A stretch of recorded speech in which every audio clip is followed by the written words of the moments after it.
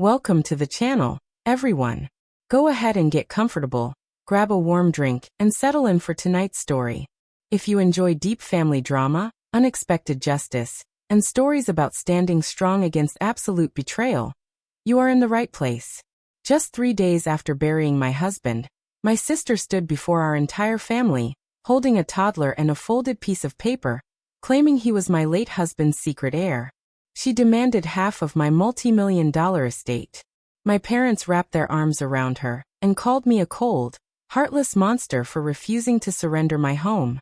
What my greedy family didn't know was that I held a buried medical secret, one that proved her entire story was a physical impossibility. Stay until the very end to watch how a single piece of paper destroyed their arrogant scheme forever. The silence in the grand backyard was deafening. A light afternoon breeze rustled the pastel birthday streamers tied to the patio deck, but nobody dared to breathe. I stood near the edge of the manicured lawn, my heart still shattered into a million sharp pieces. Just 72 hours ago, I was standing in a rain-slicked cemetery, watching dark earth fall onto the casket of my husband, Nathaniel. He had passed away suddenly from an unexpected brain aneurysm just weeks after turning 35. My grief was a heavy, suffocating weight that made every breath feel like inhaling glass. Yet here I was, dragged out of my silent home by my parents under the pretense that family comes first during times of tragedy. But as I looked around at the patio, I realized this wasn't a gathering for support. My 30-year-old sister, Sierra, always the pampered, golden child of our family, tapped her crystal glass with a silver spoon to silence the gathered crowd. With perfectly timed tears streaming down her contoured face, Sierra pulled a small, innocent toddler onto her hip. She adjusted her designer dress, looked straight at our extended relatives, and dropped a bomb that turned the air to ice. She announced that her 1-year-old son, Lucas, was actually Nathaniel's child. She claimed they had been carrying on a passionate, secret affair right beneath my nose for 2 years. Then, with a dramatic flourish, she pulled a typed legal document from her purse. She locked eyes with me, her gaze cold and triumphant, and demanded that I immediately sign over half of my $8 million estate as the child's rightful inheritance. I didn't scream. I didn't collapse or break down crying. I simply stared at the cheap piece of paper in her trembling hands, bit the inside of my cheek, and let out a soft, freezing smile. "Oh, I see," I whispered.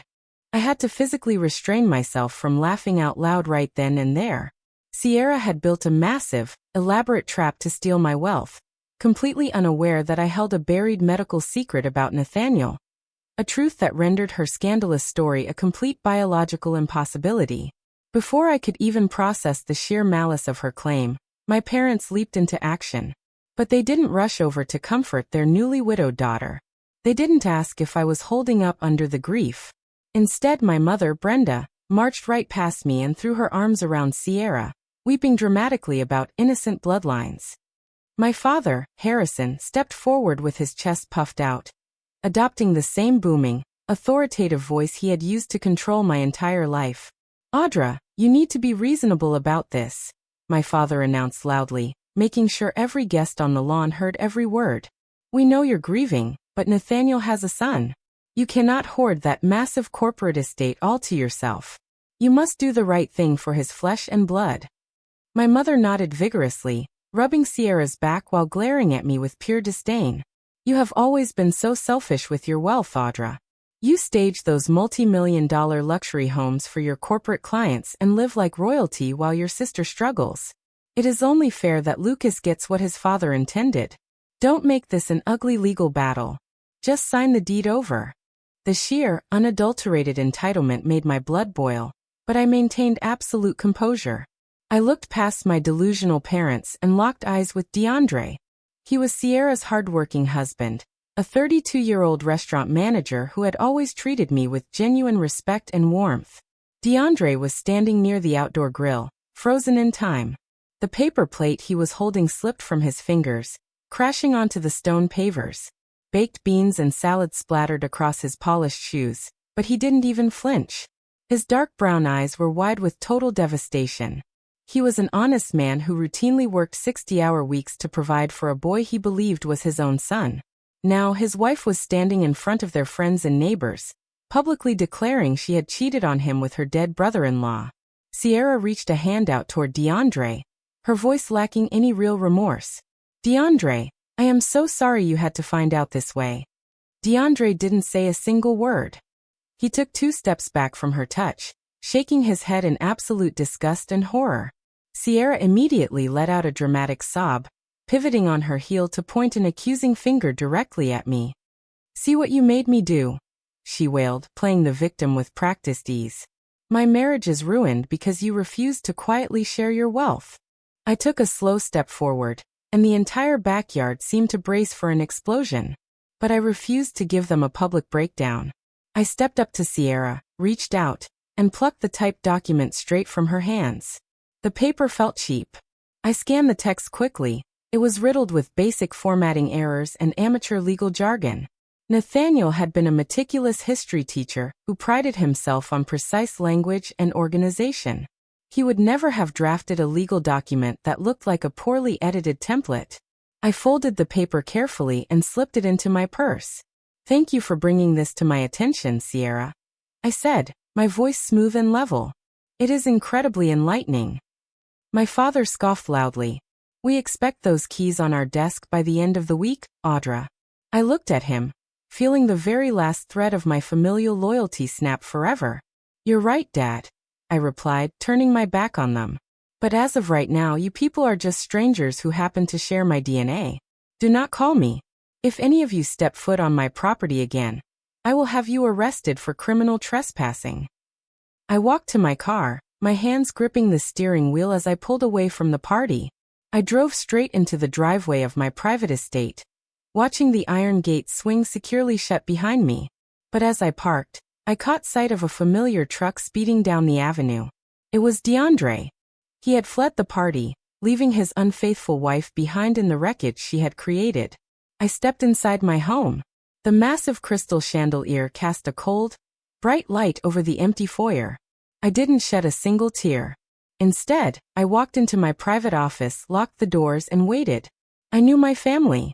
They were parasites who needed a villain to justify their greed, and they were about to realize they had picked the wrong target. The explosion took less than 48 hours to detonate. On Tuesday morning, my phone vibrated furiously against the desk. Notifications poured in from every social platform: Facebook, Instagram, and professional networks. I opened a link sent by a concerned business colleague. Sierra hadn't just played the victim in private. She had gone completely nuclear online. She had recorded a heavily filtered, emotional video of herself sitting on the floor of her living room, clutching little Lucas to her chest. She wept beautifully for the camera, claiming Nathaniel had been the tragic love of her life. She painted a fabricated story of star-crossed lovers kept apart by duty, and then dropped her real poison. She called me a bitter, barren widow who was hiding Nathaniel's assets and trying to throw an innocent baby onto the streets to starve. Directly below the video was a link to a fundraising campaign titled, "Help a Fatherless Child Survive His Cruel Aunt." It had already raised thousands of dollars from gullible strangers online. My parents had shared the post immediately. My mother wrote a lengthy caption detailing how she had failed to raise me with proper values, while my father publicly disowned me in the comments, begging his business connections to donate to Sierra. The narrative quickly spilled into my professional life. By Wednesday morning, as I drove toward my office downtown, my heart sank. A crowd of 40 people had gathered outside the glass doors of my corporate building. They held cardboard signs reading, "Justice for Lucas, Boycott Aura Staging, and Share the Wealth." Sierra had tagged my company page, mobilizing an online mob into the real world. My corporate clients began calling in a panic. 2 high-profile real estate developers sent urgent emails expressing deep concern over the negative publicity. In the luxury home staging industry, reputation is everything. My family was intentionally hitting my primary source of income to starve me out, believing public shame would force me to sign over the deed to my home. Then my father sent a text, "Sign the house over, Audra. We can call off these people today. Don't ruin your company over your pride." Before I could even formulate a response, a sharp knock echoed at my office door. My receptionist stepped aside, looking pale, as a tall man in a dark suit walked in without permission. He dropped a thick manila envelope directly onto my keyboard. "You've been served," he said flatly, turning and walking out. My hands trembled slightly as I pulled out the legal documents. Sierra and my parents had hired a notoriously aggressive probate litigation firm. Attached to the filing was an emergency court order granted by a judge just hours ago. An immediate freeze on all my personal bank accounts, along with a temporary legal lien placed against my $8 million estate. Sierra had claimed in her filing that she and her child were at risk of immediate homelessness, and that I was a flight risk who might liquidate Nathaniel's alleged assets. They had successfully paralyzed my personal finances, backing me entirely into a corner. My phone rang seconds later. It was my father. "I assume you received the delivery, Audra," Harrison said, his voice dripping with smug satisfaction. "You left us no choice. Your personal money is frozen. Your house is locked down. You are completely cornered and you have no way out." "What do you want, Dad?" I asked, keeping my voice sounding completely defeated. "Sign the deed over to Sierra today," he demanded. "If you do, we'll drop the injunction and tell the protesters it was a misunderstanding. Do the right thing before you lose your business, too." "I need time to think," I whispered, faking a hesitation that made him believe I was cracking. "Don't take too long," he warned triumphantly before hanging up. I sat in the quiet office, looking out at the protesters below. They thought they had trapped a helpless, grieving widow. But what my father failed to understand was that cornering a predator only makes it infinitely more dangerous. I gathered my things and drove home in silence, waiting for darkness to fall. At 2 a.m, amidst a violent thunderstorm, my front gate intercom buzzed. I pulled up the security camera feed and saw a solitary figure standing in the downpour, clutching a canvas bag to his chest. It was DeAndre. I opened the door, and he stepped into the foyer, drenched and shivering. He looked utterly hollowed out, carrying the unbearable weight of total betrayal. We sat at the kitchen island in silence as I handed him a dry towel and a drink. "I couldn't stay there, Audra," he whispered, his voice raspy. She was sleeping soundly like she hadn't just destroyed our lives. I packed my bag, but before I left, I logged into her cloud account from my laptop. I went straight to her recently deleted folder. DeAndre slid his phone across the counter toward me. I picked it up and began reading recovered text messages between Sierra and her close friends from 3 weeks ago, just 2 days after Nathaniel's death. Sierra hadn't confessed out of guilt. She had planned a cold, calculated financial takeover. She told her friends she desperately needed a massive payout to clear hidden debt before creditors sued her. She explicitly wrote that Nathaniel being dead was the perfect opportunity, because a corpse couldn't request a paternity test. She detailed her entire plan to forge a will and ambush me at the birthday party to force an out-of-court settlement. "They were laughing about it," DeAndre said, his voice hardening into pure rage. "She used a dead man to secure a payday, and she used my innocent son as a bargaining chip." I scrolled further. In one message, a friend asked if Sierra was worried about a DNA test. Sierra had replied with a laughing emoji, typing that she would simply refuse any testing to protect her child from trauma until I signed the house over, because by then, the money would already be hers. "I already know Lucas isn't my biological son," DeAndre said quietly. The pregnancy timeline never made sense, but I ignored the red flags because I loved that boy.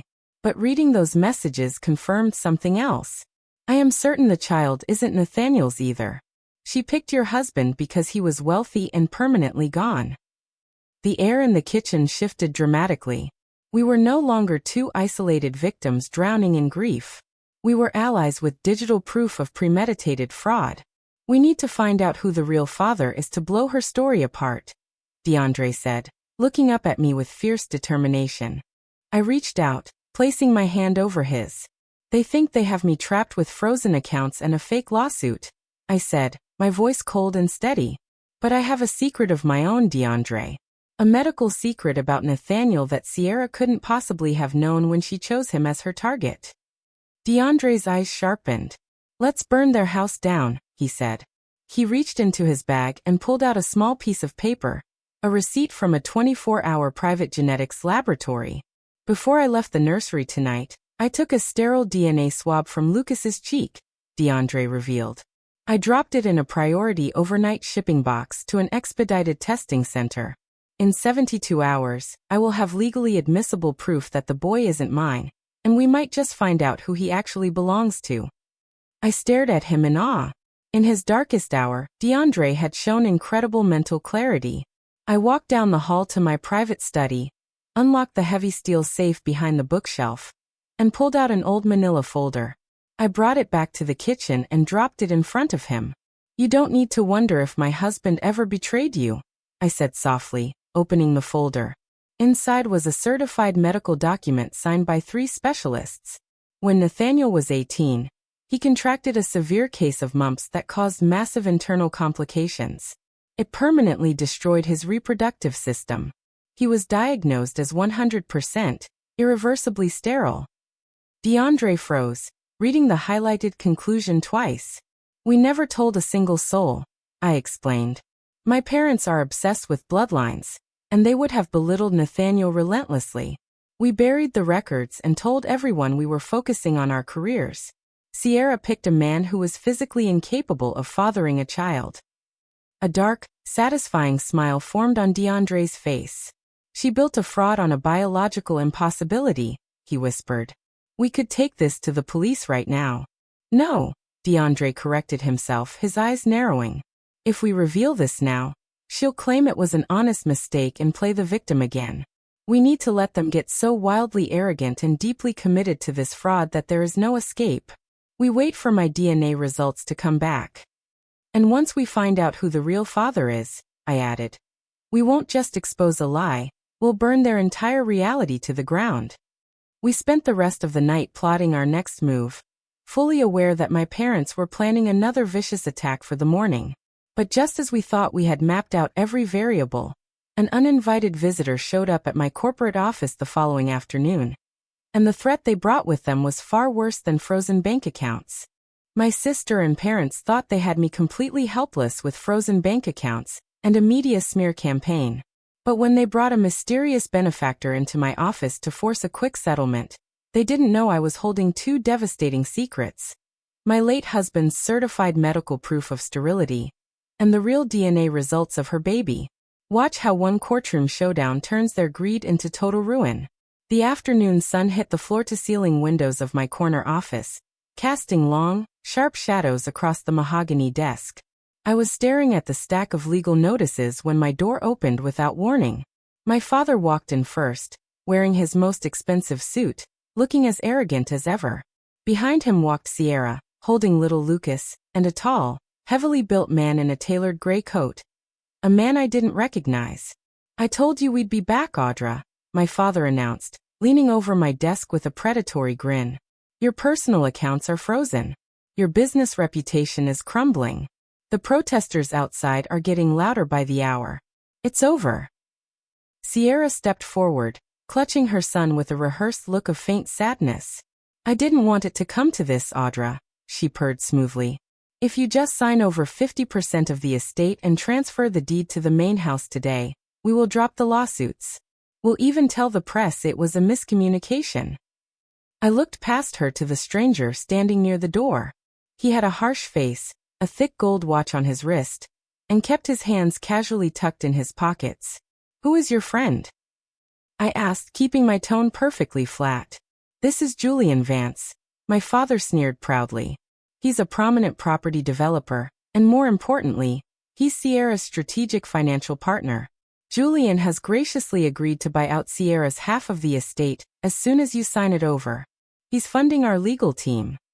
A cold realization washed over me. Sierra hadn't just made up a story on her own. She had made a deal with a shady real estate investor. Julian Vance was notorious in local development circles for aggressively acquiring distressed high-value properties and flipping them for massive profits. Sierra had promised him my $8 million estate at a bargain price in exchange for his legal backing. Julian took a step closer, a cold, calculated smile on his lips. "Look, Audra," he said, his voice gravelly and smooth. "You're fighting a losing battle. The court froze your assets because the narrative looks terrible for you. A grieving mother and a fatherless child versus a rich, cold-hearted widow. Just sign the settlement, take your remaining $4 million, and go start over somewhere else. Otherwise, my legal team will drag this out until you're completely bankrupt from legal fees." They stood there, three predators convinced they had successfully cornered their prey. They didn't know that DeAndre was sitting in the adjacent conference room, quietly recording every single word on his phone. I leaned back in my chair, pretending to consider their deal. "And what about DeAndre?" I asked softly, looking Sierra dead in the eye. "You ruined his life and publicly humiliated him. Does he get anything from this deal?" Sierra rolled her eyes, scoffing with pure contempt. "DeAndre is a small-town restaurant worker. He was never on my level, Audra. He should be grateful I let him play dad for a year. Once I get my money, I'm filing for divorce anyway." Little did she know, her cruel words were being recorded in high definition. I pulled a pen from my desk drawer, holding it over the settlement papers Julian had brought. "If I sign this," I said, letting my voice fake a subtle tremble, "we go to court on Friday to formalize it in front of the judge, right?" "That's right," my father said, leaning closer, practically drooling at the sight of the pen. "The emergency probate hearing is on Friday at 10 in the morning. Sign it and the judge rubber stamps it." "Then I'll see you in court on Friday," I said calmly. I set the pen down without signing. My father's face flushed a deep, furious red. "You stubborn fool," he barked. "You think you can survive until Friday with zero money and a destroyed business?" "I will see you in court, Dad," I repeated, my voice dropping an octave razor sharp. "Bring your lawyers. Bring Julian. Bring everyone." Julian narrowed his eyes, sensing something off, but Sierra sneered and pulled my father toward the door. "Let her suffer until Friday," Sierra snorted. "By then she'll be begging to sign." As soon as the heavy door clicked shut behind them, DeAndre stepped out of the conference room, holding his phone. He looked at me with a fierce, quiet intensity. "I got every single word," DeAndre said. "She admitted on tape that she used me, and Julian admitted to funding the litigation in exchange for the property." Right on cue, my personal phone buzzed on the desk. It was an email notification from the expedited genetics laboratory DeAndre had used. The results were officially in. DeAndre opened the attachment, his eyes scanning the certified lab report. A deep breath escaped his chest, followed by a dark, bitter laugh. "Lucas is not my son," DeAndre confirmed, looking at the screen. "And the father's DNA profile is already in the public genealogy database because he registered his DNA 2 years ago for a family search." "Who is he?" I asked, stepping beside him. DeAndre turned the screen toward me. My eyes widened in absolute shock. The biological father of Sierra's child wasn't my late husband Nathaniel. It wasn't a random stranger either. It was Julian Vance. Sierra had been having an affair with the shady real estate developer long before Nathaniel passed away. When Julian refused to leave his wealthy wife for her, Sierra concocted a master plan. Pin the baby on my late, wealthy husband, use Julian's legal muscle to force me into selling the estate, and split the multi-million-dollar payout with Julian behind everyone's back. It was a massive criminal conspiracy involving fraud, perjury, and extortion. "They built a house of cards," I whispered, a slow, cold smile spreading across my face. "And on Friday morning, we are going to blow it away." The climax. Friday morning in court. The emergency probate hearing was held in a pristine, high-ceilinged courtroom downtown. My parents, Sierra, and Julian sat at the plaintiff's table, flanked by 4 expensive corporate attorneys paid for by Julian's firm. My parents were dressed impeccably, holding hands and playing the tragic, grieving grandparents for the media cameras waiting outside. Sierra held baby Lucas, dabbing at her dry eyes with a handkerchief.